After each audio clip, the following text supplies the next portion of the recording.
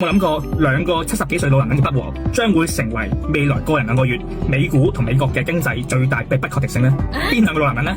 一個 Donald Trump 啦，鮑威爾鮑 Sir， 即係美國聯儲局嘅主席。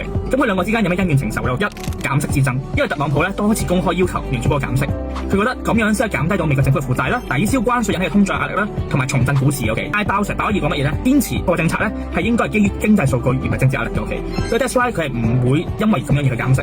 結果咧嘅黏性通脹同關稅咧可能會導致通脹嘅回歸。第二，權力之爭，Trump 多次話，喂，如果你唔開講嘅話，會炒你嘅，但係可能係寫違憲嘅。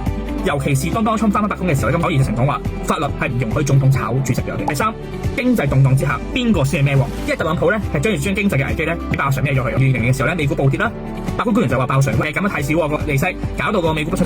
OK， 佢今次佢就話，喂，拜登你同鮑 Sir 夾埋一齊。OK， 咁亦都係關稅政策咧嗰個連鎖效應。OK， 而最尾咧係個結構性問題，因為 suppose 聯儲局係一個獨立嘅機構啦。咁但係今次鮑威爾究竟可唔可以抵抗到我哋特朗普總統同特朗普金上嘅壓力咧？